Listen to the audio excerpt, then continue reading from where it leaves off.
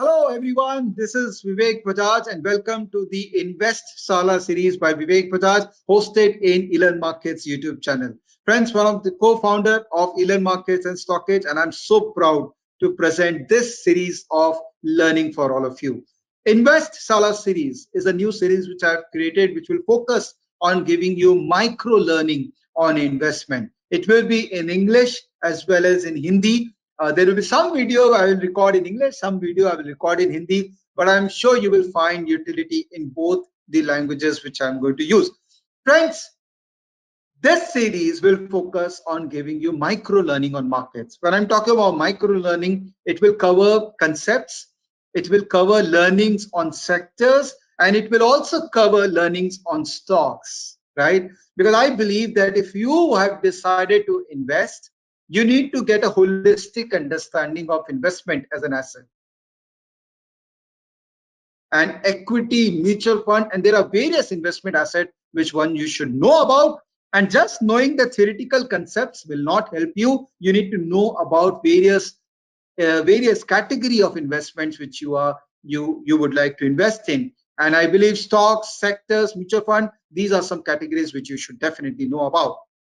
So the way I'm going to record this is I'm going to take you through concepts, but the most amazing feature of this journey would be to take you through some really, really good stocks and sectors, which I believe are phenomenal to know about. Not just to invest in those stocks or sectors because, market is ultimately cyclical and things do change. But the fact that you know about these stocks and sectors will itself give you fantastic understanding of what's going around in the world of business, and then you can plan your business or you can plan your investment journey accordingly. I was born in late 70s, and there was one company which was changing the landscape of equity investment in India, with the company which literally bought the investment culture in India. Yes, I'm talking about this company called Reliance Industries. Friends, I'm amazed by this company. The way this company has evolved in last 2 to 3 years has been incredible. The way an old school, old commodity driven business is now transforming itself to a modern data oriented business is not a matter of joke. And it's a case study which all of us should know. It's the fantastic reason to know where the new India is growing. So Reliance represents the new India, and we all should know about this new India. Friends, I have always been saying that I am not an expert. I don't know everything. I can't claim to know everything. So while this journey of teaching you will be very exciting with respect to whatever knowledge I have, I'm going to share with you. But I'm also going to onboard certain people whom I believe are very good in what they're doing and they have a fantastic understanding of financial market. And one of the person who will be with me in this video of talking about Reliance is someone I met a couple of days ago, and he is working with a very, very big company and someone who has a passion of analyzing stocks. And he writes regular blogs, and he has written a fantastic blog on Reliance, which I'm going to share as a link below the video as well. I am going to ask him to come over and share this with me and talk about Reliance, his analysis, because I believe what I have in mind, he has very, very constructively put everything together. So I want to invite Saket Mehrotra here. Saket, you're there? Can you please switch on your webcam? Yeah, can you switch on Hi, your well? Hey, Saket, how are you? hi, I'm great. How are you, Vivek? Very nice, very nice. Thank you so much for giving your time in the evening. I know you are a busy man. You have your office also during the week. I don't want to talk about the company where you work because then people will start asking about that company, which I don't want. But I'm very glad that you have given your evening time to talk about Reliance and your conviction about Reliance. Well, thanks for having me. Glad to be here. Good, good. So, guys, I want to introduce Saket to all of you. Saket is a very, very young chap. He graduated, I believe, in 2014. Correct me, Saket, if I'm wrong. He Correct. graduated from Calcutta, so he's a local Calcutta guy like me, but he stays in Gurgaon right now. He's a chartered accountant, company secretary, and he works with a in a treasury department of a very reputed company in India. I'm not going to share the name, I have told you earlier, but I surely love the passion, the way he writes, he talks about his story, he talks about any particular stock. And today, Reliance is going to be one stock which we are going to do deep drive, and we are going to analyze why Reliance is one stock which you can't miss to track, analyze, or to invest for your long-term wealth creation. Isn't it, Saket? Are you excited to talk about Reliance? Absolutely. Great, great. So, Saket, I have PPT with me, which I will ask you to kind of use whenever you feel you want to use it. But before I start talking about Reliance, because I've been talking about Reliance for a long period now, but I am sure people want to listen to a fresh perspective. That's why you are here. So start, talk about Reliance, talk about why you feel Reliance is one stock which no one can miss. Sure, sure.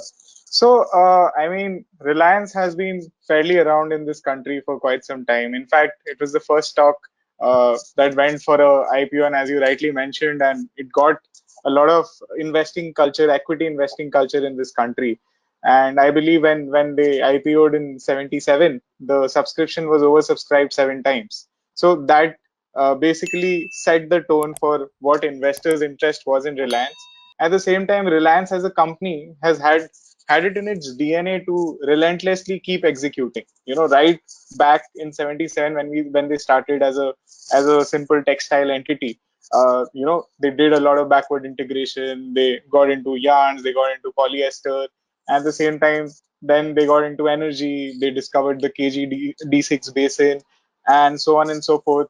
So right from a commodity with business, they went to an energy business, and today they are into retail data, and they are getting themselves ready for the next decade or the next few decades, right?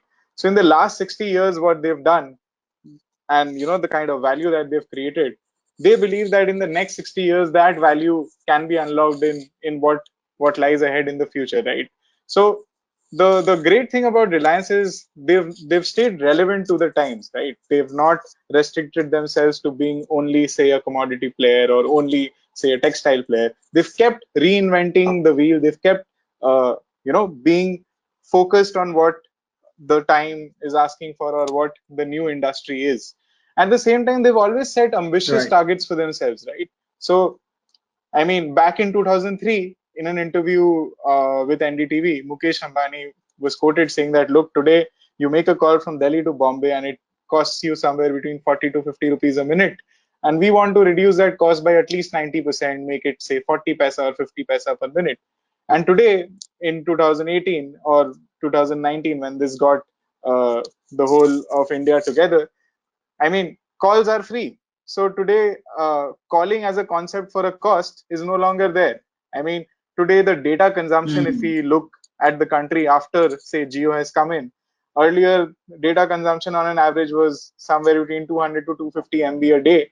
Today, almost all of us are consuming anywhere between 2 to 3 GB of data a day. So, so that kind of just shows you how Reliance sets ambitious targets and make sure they very well achieve it. Now, in that process, they benefit the consumers, they benefit the shareholders, and that is exactly how Reliance has been doing this for the past 6 decades. And we believe that with the kind of execution they are doing this in these uncertain times, where businesses are thinking whether they'll survive the next year or next month, Reliance is getting its socks up and ready for the next decades or a century for all you know. Absolutely, Saket. I'm so glad you're talking about Century because this is one company which is actually thinking of Century, and this is the reason why Mukesh Bhai has given his best resources in this business. So his children are working in Geo. They are not into they are not into oil business anymore. That's the kind of vision he has also, and definitely Century is one mind which he has kept for himself. uh, Saket, because we are recording this online, so there may be bit of video on and off from my side. Don't worry, we are listening to you. You are live, so you keep on talking even if my video is off or my audio is not there. Okay, don't worry about it. All So, right. would you like to divide this whole discussion in various clusters. Like, how do you want to Sure. proceed with the discussion? Because Reliance is huge, yeah. We can spend the whole night talking about this Yeah. company, and we have limitation of the duration of the video which you want to record. Would you like to classify the discussion? Sure. So we can classify the discussion into 6 or 7 parts, right? So let's just start with an introduction and, as to what has been the history of Reliance and why exactly they do what they do. So let's just take some moment to understand what lies in their DNA. Then we'll talk a little Mhm. about their retail play, right? So a lot of these foreign brands and their speed of execution that they bring to the country. We'll speak Mhm. a little bit about that, and then we'll get into the data play, right? So as to how exactly have they evolved into a data company, right from getting almost $3 billion of acquisitions in the last few years to get their watches ready. Mhm. And Mhm. after that, we'll also speak a little bit about the future as to what exactly they are looking at beyond Geo. And Okay. finally, we'll delve a little bit into their rights issue, which they presently are in the process of undertaking, and a little bit on Okay. Facebook financials and the value that they have been unlocking uh, with all these deal announcements that are coming in almost on a daily basis, right? Correct. Correct. Correct. That's fair. Fantastic. So let me just share with you my desktop, because I believe you have shared with me a PPT which you are going to show. So let me confirm whether you are able to see that PPT. Are you able to see my Yeah, desktop? yeah, I'm able to see it. Okay, great. So let me just, yeah. So all is yours. So wow, this is so friends. You can go to his website saketmehrotra.com, and this is one website which is going to be very big in years to come. So do bookmark this website. Go ahead, Saket. All yours. Well, thank you for your wishes. I hope I'm able to add some value. So, okay. So, starting from say how Reliance has evolved itself right from the 60s to 2020 and beyond. So these are the major key events, right? So in 60s they started off with fibers. In 75 they launched their textile brand under the Vimal brand, which till date is a household brand when we think of say suiting and shirtings and all the material. So people getting into say wearing ready-made, custom made garments. And 77 is when they IPO'd, and the IPO was oversubscribed almost 7 times, right? And one of the world's largest integrated polyester plant was commissioned in Hazira back in 91. So, right. So between 60s Okay. and 90s, we can see that their interests was primarily around textiles, fibers, and polyester, right? And Okay. Okay. right from so this was basically 3 decades of being in the commodity business, working around with businesses, making sure that you're making impact and integrating both backward, right? And that backward integration kind of today also Mhm. plays out as we see. So between 2000 and 2019, Mhm. almost 20 years, they tried their hands in various businesses, right? So in 2000, Mhm. Mhm. they had the Jamnagar Petchem refinery, which is the world's largest grassroots refinery, and it was actually a desert Mhm. belt. And but Mhm. Reliance made sure that some greenery happens, and today around that refinery, they have a mango orchard, which is today the Asia's largest mango orchard. And that basically shows how, despite being in the oil and the energy business, they've also managed to give something back to the environment. And back Right. in 2002, they did their first entry in telecom, right? So all of Mhm. us remember growing up the ad "Karlo Dunya Mutti Mein," and that was something Mhm. which is there inside all of us when the Mhm. Reliance Telecom was first announced, right? And 2004, they achieved a great feat in terms of being the first and the only private company to enter into the Fortune 500 list, and they're also the first Mhm. private sector company to be rated by both S&P and Moody's, which is again a Mhm. global feat to achieve for a company like Reliance, Mhm. and that too from a country like India, which was not yet on the Mhm. investor world map, right? And Mhm. Mhm. as we can see, there were major events in 2005. They demerged their various businesses. In 2009, they started production in the KG-D6, which was the world's biggest discovery of energy in a certain block, and they executed that in record time. 2014, Mhm. Reliance Retail became the largest retailer in India by revenue, and we'll speak a little bit about Mhm. retail later. And in 2019, they crossed the 10 mm, trillion rupees market capitalization, and becoming the highest mm, valued firm in the country, right? So as we can see, mm, between mm. 60 and 19, they've done multiple things. But what we'll now basically speak on is what lies ahead for Reliance, which is 2020 and beyond, right? So Right, if we right, if we go right. to the next slide, we'll basically see how Reliance has managed to do a certain what you can say a characteristic in their business playbook, right? So they put ambitious Mm, targets, they focus relentlessly on execution, and they make sure that the mm, consumer is benefited from that, right? And mm, by mm. doing these three things together, they create shareholder wealth in that process. So it's a win-win Mm, for all, right? And mm, it's not that they've always got so right now people are concerned that so many investors are coming on board, people have renewed interest, but till date promoters still have a good skin in the game, so they've not been dumping mm. the stock, they've not been Right, trying to you know do something which is questionable.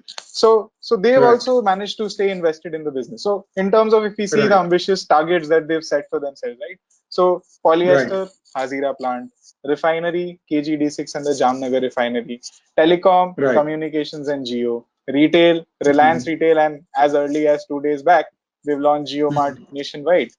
Uh, Right, Now, again, data centers is something which they are looking at a business of the future.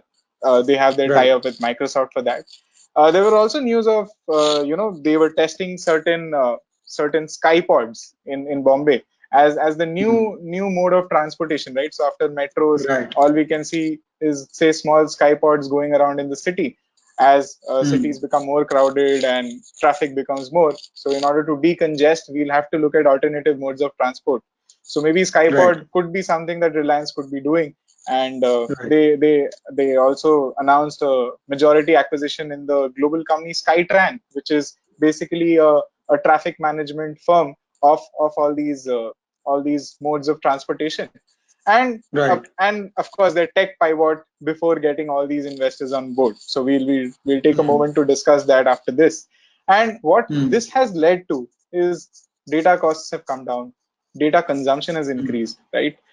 mm, Various global brands have come to India, right? From say Giorgio Armani to Hamleys to whatnot. So any foreign brand you mm, can think of, which today sitting in India you can buy or you can see, all of them have an exclusive retail partnership with Reliance. So mm, that kind of shows how Reliance has been bringing all these global brands to the Indian doorstep, right to the nearest mm, mall or right to your doorstep for all you know. Now, mm, along with say how they plan to integrate all the local merchants on the Geo platform to make sure that retail again in India is redefined. They've been trying to mm, reinvent the entire supply chain, right? And all mm, these activities together have led to a creation of a lot of jobs. So mm, if we specifically look at shareholder wealth, right? Because as an investor, we are always, that is what matters to us the most. So I mean, 77 it IPO'd. The IPO was oversubscribed 7 times. If you had invested in that IPO mm, and if you held that stock till date, it would have given you almost a 31% compounded annual growth return, almost mm, 5x, 10x the inflation every year. And mm, they've been announcing regular bonuses and dividends. And in their last AGM in 2019, they did announce that the Geo and the retail IPO is on the cards, and it can come mm. anywhere in the next 1 or 2 years. And Right. as early as last week, there were news that Reliance might just go for an overseas listing for their Geo Platforms Yeah. business and get probably Mm, more global investors on board. So if that happens, that again could be something which is very unique, to Indian shareholders, because Indian shareholders would then get an exposure to say foreign assets. Now, I don't know how that structure would work, but it would be surely mm, interesting to see how it plays out, right? So mm, if we just move further and see on the next slide as to how Reliance has been getting its war chest ready, right? So I took this mm, infographic out from a popular website that I often read and follow. So if we see mm, that in the entire Geo ecosystem, right, they've been doing mm, multiple acquisitions, almost north of $3 billion. I mean, in rupee mm, terms, that's more than 22,000 crores. So they've done they've done acquisitions in hardware, healthcare, education, e-commerce, digital offerings, for that matter, blockchain as well. Now, if I were to just pick up, say, three examples from you, right? So if you look at the software as a service and hardware acquisitions, there are two companies, which is Haptic and Reverie. Now, Haptic is a AI-based chatbot. So today, most of, say, for example, customer care interactions no longer happen with a person. All you do is you get on a chat, you write something, and there's a bot responding to you, question by question. So the entire process of maybe customer care has got automated, and that is, and we can see Haptic getting integrated in most of, say, Reliance's apps, right? Another company that they bought was Reverie. Now, Reverie does a AI and a machine learning based language translation, a real time language translation. You see, today in India, we are privileged enough to probably use apps and see for ourselves because we know English. But a lot of people still in India do not know, or do not know the language English, right? So when they have smartphones, today's smartphone penetration is almost at 95-96% in this country. So in their smartphones, all they can see is icons with color in it, and they don't know what it is saying, right? So Reverie is basically a real-time language translator. So it basically makes all these apps, all these websites available in the regional or the local language real time. So that basically will increase adoption of, say, app usage in smartphones in the rural areas or in tier 2 and tier 3 cities, right?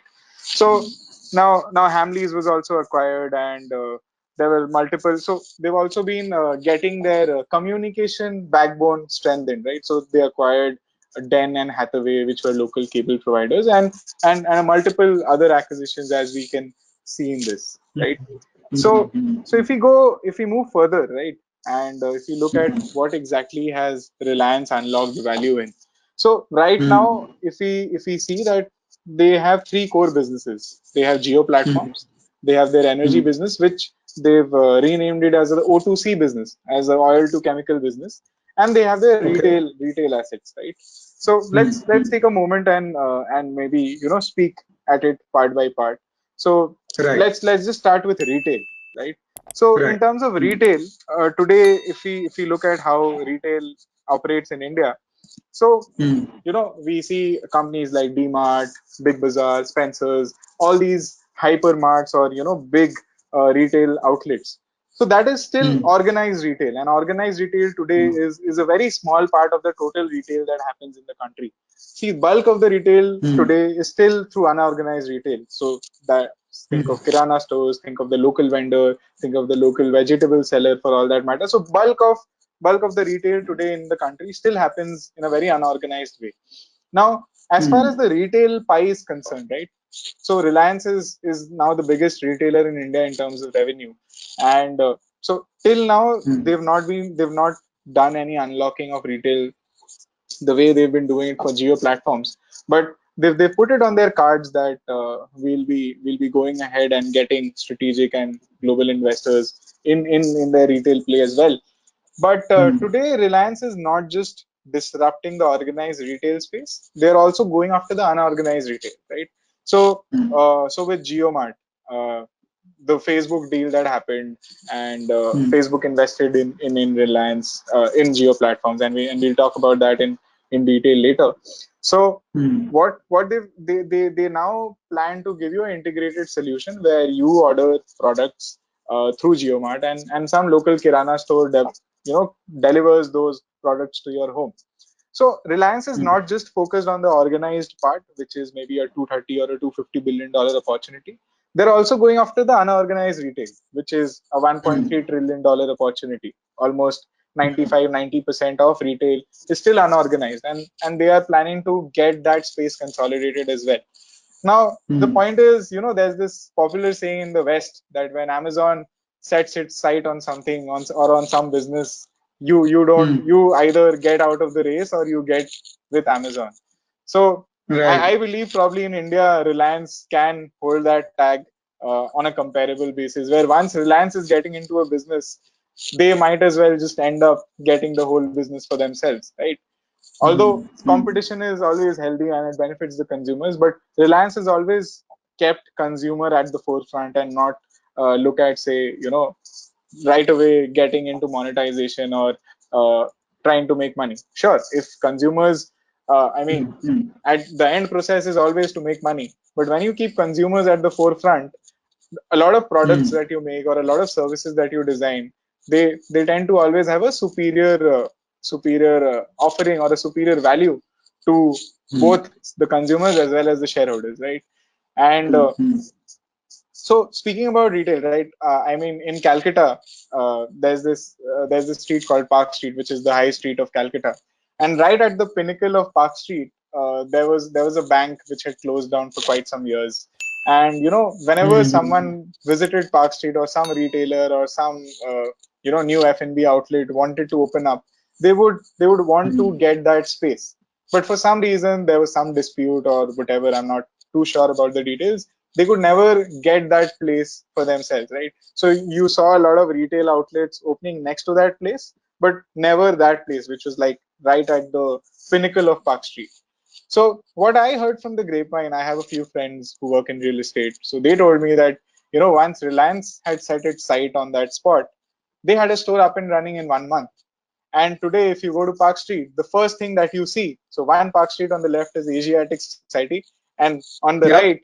you have Reliance Trends. And Yep. that's it's right at the pinnacle of Park Street.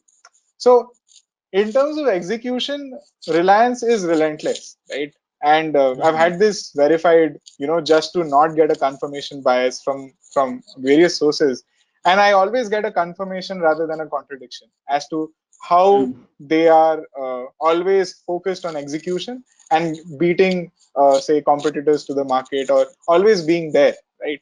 I mean, today, let's today people have access to capital. There are multiple businesses who are also been operating in the retail segment for quite some time. But the way in which Reliance has been doing these turnarounds is quite incredible, right? So that is fairly how, if you look at, say, the retail play of Right. Reliance. So in this chart, if you can see, so what I have managed to do is, so again, I extracted these numbers from an infographic that I came across by a popular broking house. So for the sake of convenience, everything is in billion dollars. And Okay. and if you can see that retail today contributes around $21 billion to Reliance's total overall revenue. Now this figure of $21 billion was $2 billion back in financial year 15.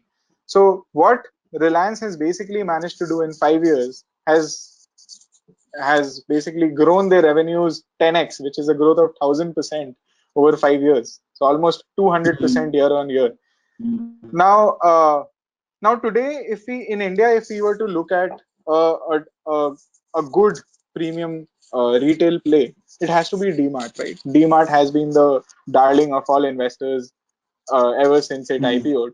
And today, DMart has an enterprise value of around $21 billion on a revenue of 6 billion, on a revenue of 3.6 billion. Sorry, so that gives them a multiple of almost 5.7x to their revenues, right? Right. So taking a very conservative approach, right? Taking a very conservative approach. Sure, DMart has a different business model. Reliance Retail has a different business model. But at the end of the day, both are listed. Both are players in the organized retail segment, right? So just drawing a parallel and taking a very conservative approach, what I've done is I've put a multiple of half of DMart, right? So if you can see, Okay. I've put a multiple of 2.8x on the revenues of retail.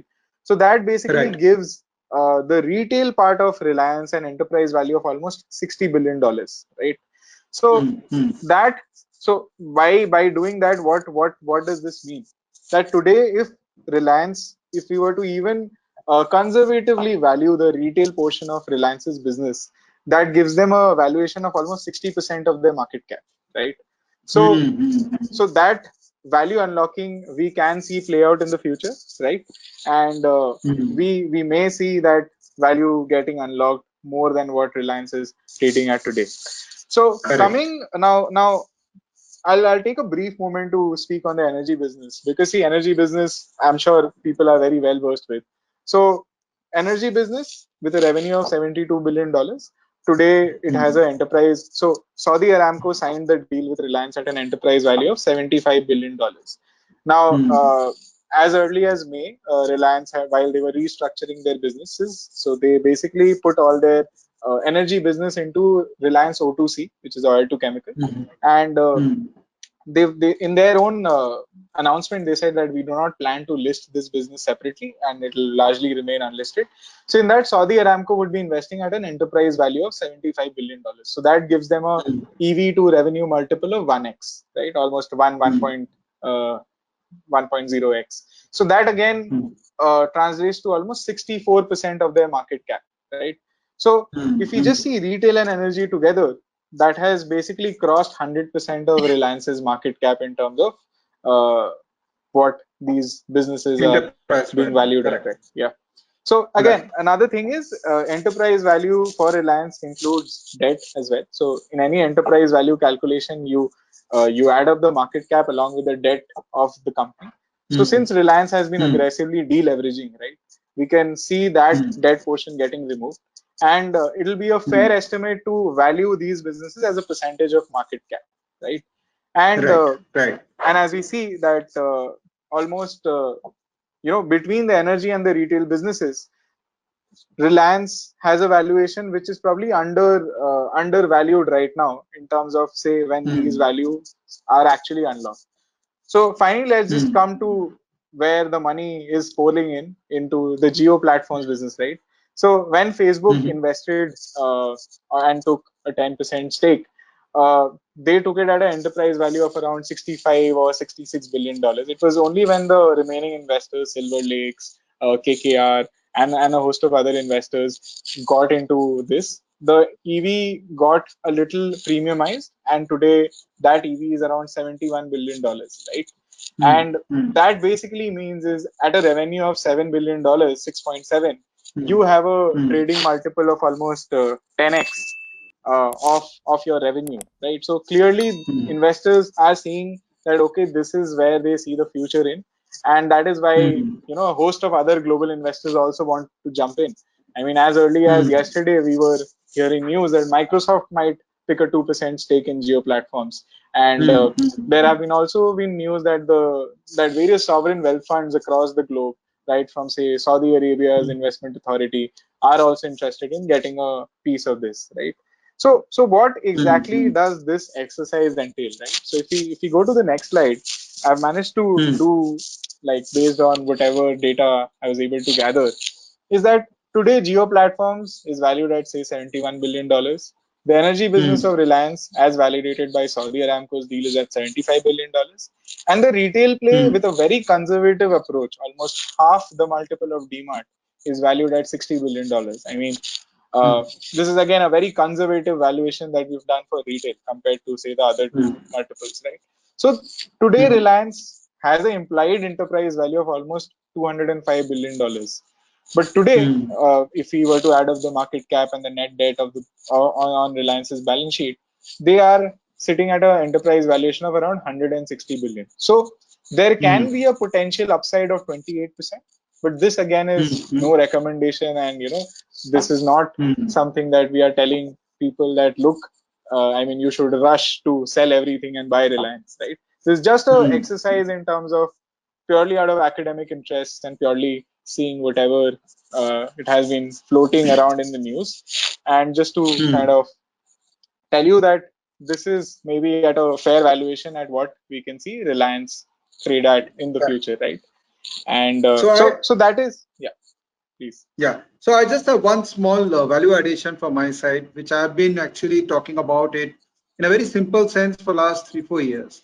Is that Mm-hmm. the biggest data company in the world is Google, which is almost around $900 billion. And when I was talking about it was almost $900 billion that time. And the second biggest data company in the world, which we all know around our life, is around $500 billion. Now, if you see Reliance as an entity, it is supposed to become now the biggest data company in India, right? And it has what he is showing is an enterprise value of $160 billion, which has these three super businesses. I believe the Jio platform value which you have taken right now is based on the current deal. Now, whoever Correct. has invested in today's price at this value has Hmm. definitely invested for at least 5 times return in 5 years, not less Correct. than that, if not 10 times. So, we are actually talking about a massive value unlocking which will Hmm. come, which will lift the enterprise value, current enterprise value of 160 or $200 billion to way higher if this whole story of data remains intact globally, which I see is Hmm. going to be the story for coming 5 years at least. Go ahead. Sure, absolutely. I mean, the other reason that a lot of people were saying that Reliance is readying itself for a global IPO, it might just list in New York Stock Exchange or Nasdaq for all you know. Now that again Mhm. can create a huge re-rating for the stock, right? Because then you are in a global platform and you will have more liquidity, you'll have more global investors coming in, and for all you know, it will also give you access to a cheaper source, cheaper cost of capital. You see, Right. Reliance already has a lot of debt in their balance sheet, which they've taken from abroad as well. So a small proportion of their total debt is foreign debt, right? Now, the reason for that is, and why a company like Reliance can afford to do that. Now, the moment you take foreign debt, you expose yourself to exchange risks, right? So the Correct. currency Correct. keeps fluctuating, your principal and interest amount can fluctuate. But a lot of people take that debt for a lower cost of capital. So Right. a lot of times the cost of debt is fairly related to the interest rates that are prevailing in the country. Now, in India today, interest rates are comparatively higher to say global countries. I mean, there are countries which are now having negative interest rates. So, in terms of that, maybe even if say Geo platforms were to look beyond India or go abroad, and for all you know, need more debt or need more capital, they are well poised to do that because they've shown a relentless history of execution in terms of doing it, right? So Absolutely. Absolutely. now looking beyond, right? I mean, right now Reliance is undertaking a rights issue. So let's just take some moment to talk about the rights issue, right? So generally, Right. any company goes for a rights issue when they want to raise cash or they want money, right? So Reliance today is, it has been in the news for the past 5-6 months that there's a lot of debt in the books. Is this serviceable, or the free? So obviously for the past 3 years, Reliance had been aggressively investing in capex, right? Now Mhm. a very important metric for any investor is to look at the free cash flow. Now, what basically Mhm. free cash flow means is your cash flow from operations minus the capex that you're doing, right? Now, as a Mhm. rule of thumb, you will have positive free cash flows if your cash flow from Mhm. operations exceeds the capex. Now, Reliance had been aggressively doing a lot of capex, which Mhm. almost uh,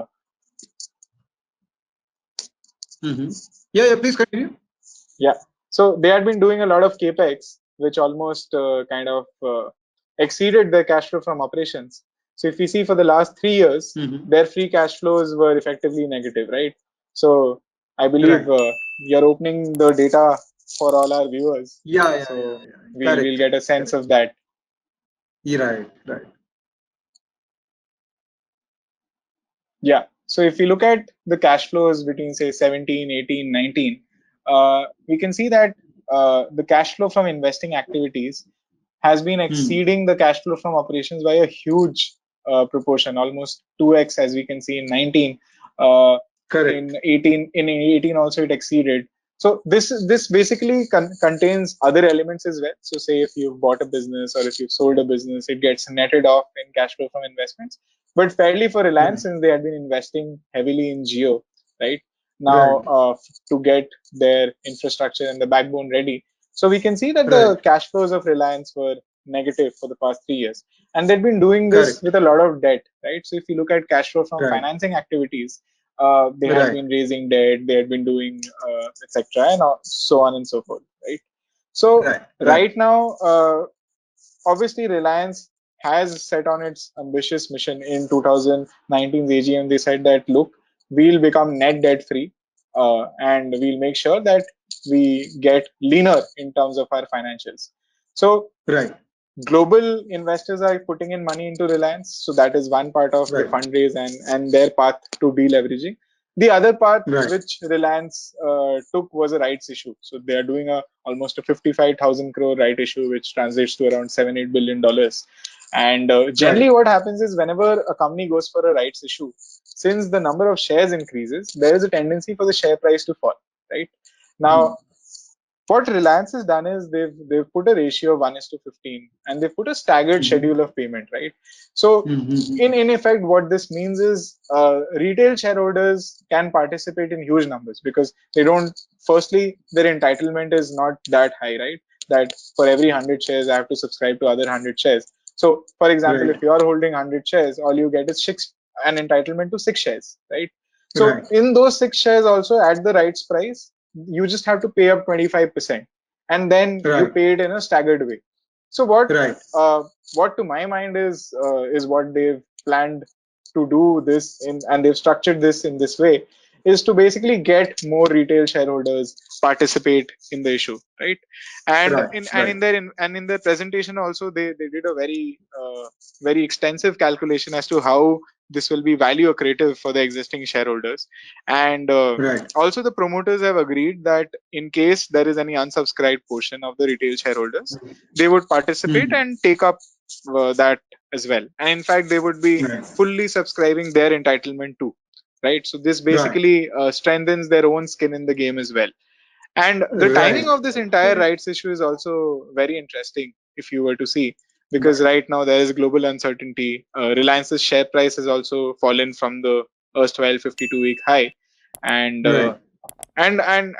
it's quite interesting to see Reliance doing this rights issue at this time, right? So Right. yeah, if you look at the shareholding data also for the Reliance, uh, so I'm fairly well So, versed with promoter. using StockEdge on my mobile.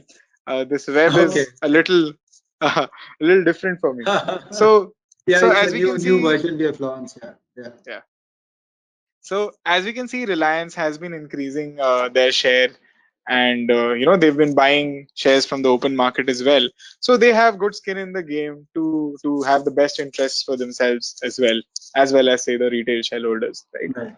So that is briefly about uh, the rights issue on Reliance. Now let's also get into the the Facebook deal, right? As to Yeah, yeah, yeah. So why, that was yeah, one question which I asked you, and you actually did a very good research on that.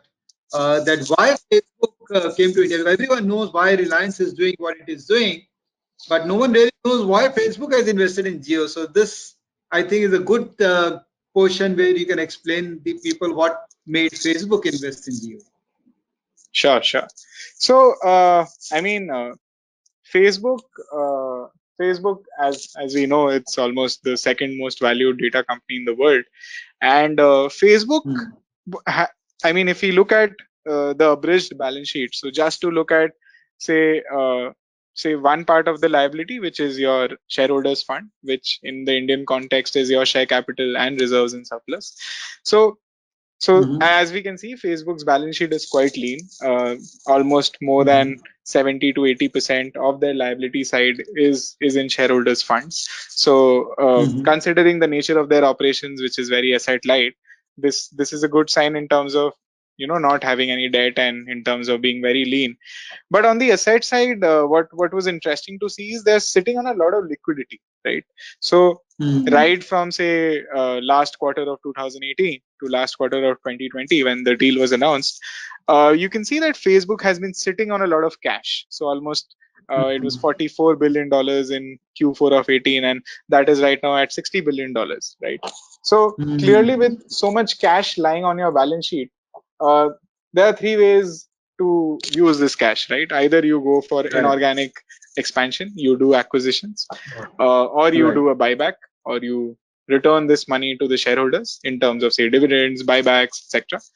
And finally, if you're a asset heavy business, you do a lot of capex. So instead of Mhm. trying to raise debt or trying to raise capital, you use your own cash to do that capex. So fairly, these are the three broad areas where enterprises generally use cash in terms of utilization, right?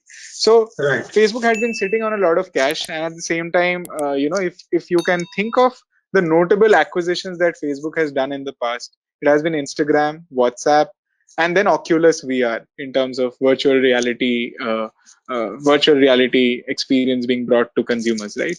So obviously, investors were asking questions as to what exactly are you going to do with this cash, and Facebook at the same time is hungry for doing acquisitions where they don't end up losing shareholder value, right? Because the other thing what happens is when you sit on a lot of cash, you get impatient, right? And that impatience can lead to recklessness in terms of doing Hmm. acquisitions left, right, and center. And we've seen that play out in the past in the Indian stock market, right? There have been few companies where a CEO changed, since they were sitting on a lot of cash, they went for acquisitions left, right, and center, only to end up with getting corporate governance issues or not doing enough due diligence to see that those acquisitions didn't uh, go through to be EPS accretive for the shareholders. Now, now, the Hmm. other thing about Facebook was with their $19 billion acquisition of WhatsApp, right? They've not been able to monetize that well because for WhatsApp as a product, I mean, we've been users of WhatsApp ever since it launched in India as well. It was a simple product, right? That you communicate with someone and you communicated without looking at ads, and that has fairly been the DNA for WhatsApp, and that kind of brings those users to be active on WhatsApp on a daily basis, on a monthly basis. So getting running ads on WhatsApp was again an issue. Now Facebook was also amidst data privacy concerns, so they also launched a secure encryption for WhatsApp for being end-to-end encrypted, so that they don't mine that data to show you ads. So clearly, monetization avenues were being looked at for Facebook as to how exactly do they plan on monetizing this. Now the other concern for Facebook was they tried entering India with their free basics program almost 5-6 years back, and that again faced a lot of controversies, right? So why Facebook wants to get into India is because, see, I mean, in all the major markets that they are present, they've saturated on their growth opportunities. So they are looking at emerging markets. So in terms of emerging markets, the two obvious options are China and India. And in China, there's a lot of restrictions in terms of getting access to that market. So India becomes the most favored bet for most of these tech companies. So that Correct. is, so keeping all these things in mind, that is exactly, I believe, why Facebook wanted to buy or get into India. And as you can see that despite doing that $10 billion investment into Jio Platforms, they're still left with $50 billion of cash on their balance sheet, right? And I mean, in China, when WeChat was launched, right? In China, when WeChat was launched, it was again a communication app, and the number of active users were growing month on month, year on year. And today, WeChat is now a all in one integrated super app. So you do payments through WeChat, you do communication through WeChat, you shop on WeChat. So with this deal where GeoMart's coming in, and GeoMart has already started operations in India, and they've already introduced a WhatsApp chatbot where you can talk about where your order is and get status of order. And the other two things is Facebook has got the license for WhatsApp Pay from RBI, and they've been testing that a lot. So for all you know that WhatsApp becomes a super app for us, and you shop on WhatsApp, you pay through WhatsApp, apart from say communicating and using it as the most preferred app in your phone. And the other thing, the timing of this, as you can see, Facebook has again started testing a feature called Shops on their platform. So, so Yes, they, I saw it. so, so they're getting a lot of merchants online to sell, and they've partnered with the biggest commerce partners like Shopify and other global giants. So you might as well see all these getting integrated together, maybe through WhatsApp, maybe through the Geo app. So we'll have to wait to find out. So probably, in terms of seeing why Facebook did this, it's interesting. Now, if we go further, so there was this interesting chart I had come across on Twitter. Someone had tweeted this, and I had this verified. So if you see, Facebook has been doing very efficient capital allocation, right? Now, what do I mean by that? So if you look at the black graph, their EBITDA has been growing. If you look at the green chart, green line, so their cash flow from Yep. operations has also been rising very healthily, and their free cash flows, which is their cash flow from operations less the capex, has also been rising very consistently. Now, if you see the cash flow from investing, which is a sign of their acquisitions and capex, that has also been increasing. But despite that, uh, they have been on a healthy run to profitability, and their share price has also shown a similar trajectory of growth. So, all in all, what Hmm. basically this tells us is that Facebook is probably one of the best capital allocators in terms of an enterprise that we can think of today. So if Facebook is investing $10 billion in a company in India, which I mean, in the global scale, they have access to go anywhere. And if they choose India, and if they choose a company like Jio Platforms in Reliance, this basically validates how sound they see Jio Platforms growing in the future. Absolutely. Well, Saket, as I said, that this is such a lovely company that we can't have enough of talking about this company, and I think we'll have to do more and more and more to know more about this company. But just to for the paucity of time, let's close this video. Let's close the discussion. Let's have the part one of this Reliance discussion done. I'm so glad that I've interacted with you, and you have given a fantastic perspective about Reliance. I would say the A to Z of Reliance is right in front of us. So anyone who has a bit of iota of doubt about Reliance and its capability, or why things are happening the way it is happening, through this video, I'm sure the clarification has been given. So I'm glad that I interacted with you. I'm in touch with you. We will record more about Reliance. We will record more about more companies. So thank you so much for becoming part of this lovely journey of sharing knowledge and wisdom with retail investors. Do you have anything before we close this video? You want to say something? No, I believe. Thank you so much. Like, I really enjoyed being with you and discuss this through. I mean, we before we had this discussion, we did speak about what are the things we can see about Reliance, and I believe you also share a similar vision about what you see in Reliance and what you see through this company. And the other thing is, I would like to really congratulate you on having StockEdge and doing this series. I mean, I have been a viewer of face-to-face series when I was trying my stint at trading. So and I have also shared multiple of those videos with my dad, and he's also thoroughly enjoyed. So what you are doing with Elearnmarkets and StockEdge, for that matter, is truly commendable, and I wish this grows again to greater heights in the coming days. Thank you, Sake. Thank you so much. With friends like you, with good wishers like you, I'm definitely going to go places, and I'll make sure that every Indian of our country knows about investments. That's the primary objective. All right, friends. I hope you like this video. Long video, but what to do? So much to talk. हाँ, छोटा छोटा नहीं कर सकते इस video को. अगर आपको रिलायंस जानना है तो this is the perfect video which you have seen. I hope you like the video. I hope you will continue liking us. You can post your comment. I will request Saket wherever he thinks he can reply, he will reply. Wherever I think I'll reply, and we'll make sure that we reply to all your comments, all your questions you have related to this talk. And make sure you like our video, subscribe our channel, because this is just a starting point. Saket is only 26, and I've been able to kind of identify his strength, identify him. And this is what Elearnmarkets is all about. We want to democratize. Why only a handful of 100 people sitting with a broking firm tell us what is good and what is bad? We have enough people like Saket in our country, and everyone should get a platform to talk. And this is the perfect platform which has been provided to you to talk. So thank you so much for watching this video. Keep in touch. Stay healthy. Stay safe. Thank you. Bye bye.